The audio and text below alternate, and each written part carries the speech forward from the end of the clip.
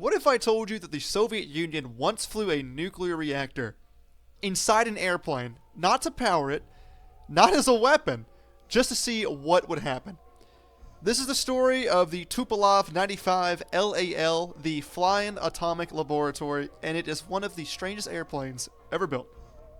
It's the height of the Cold War. The United States and the Soviet Union are locked in a desperate race for missiles, bombs. Overall, they just want dominance over each other. The skies were the limit for both these countries. And each country's engineers were asking the same crazy question. What if we could build a bomber that we did not have to land?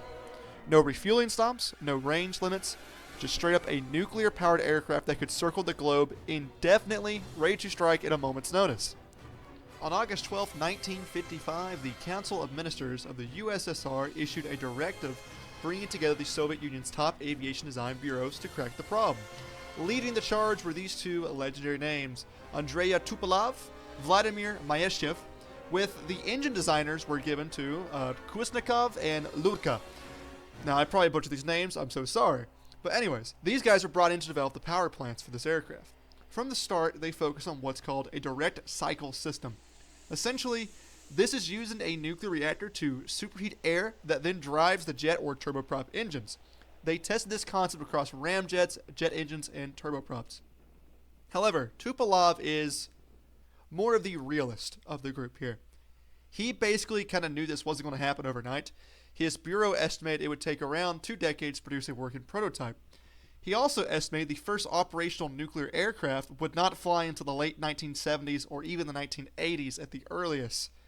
So, in the Soviet Union's ways, rather than wait, they proposed a shortcut.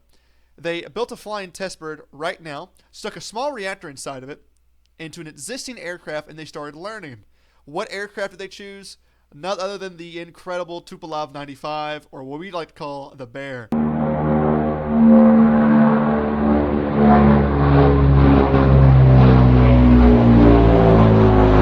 Probably the most iconic turboprop bomber of all time.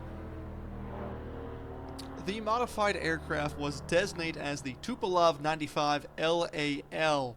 Now this is short for, and I'm going to butcher this, Lashtuntia Atomania Laboratoria. I probably butchered that, but in English this translates to the Flying Atomic Laboratory. Engineers fitted the VVRL-100 reactor into the aircraft's bomb bay. Because the reactor added a bulk to the fuselage, aerodynamic fairings had to be added to both above and below the aircraft.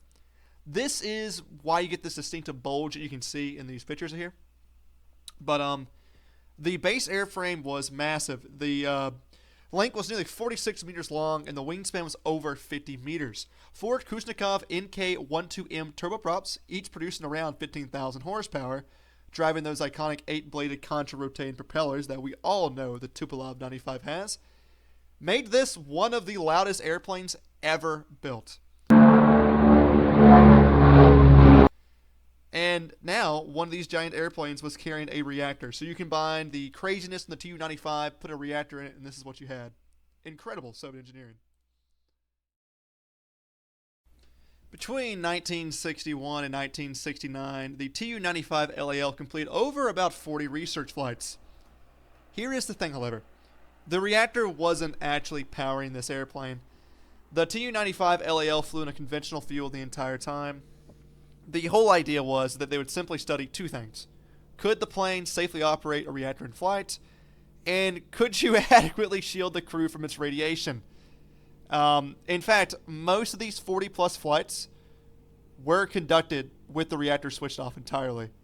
The engineers were very cautious of this. They didn't feel too good about it. So, after this, what happens? Well, they actually made a follow-up aircraft. This was the Tupolev 119. This plane would have used 2 conventional NK-12 turboprops, both on the outer wings, with 2 nuclear-fueled NK-14A engines on the inner position. This would have actually been a nuclear-powered bomber, but it never got off the drawing board. In the 1960s, ICBMs kind of changed the game entirely. You didn't need a bomber that could fly forever. You could just use a missile and launch it precisely in locations you wanted to on the other side of the world within half an hour. So, yeah, The nuclear aircraft program was super expensive, environmentally terrifying, and it became unnecessary. The program was eventually shelved. The Tupolev-95 LAL was retired, and the dream of a nuclear-powered bomber faded into Cold War history. In the end, the Tupolev-95 LAL never fired a weapon, never powered itself with the reactor on board, but it represented the peak of Soviet engineering during the Cold War. That's it today. Please like and subscribe. If there's a plane you want me to go over, let me know. I'm a big fan of Soviet engineering, especially in the aerospace, so expect some more. Goodbye.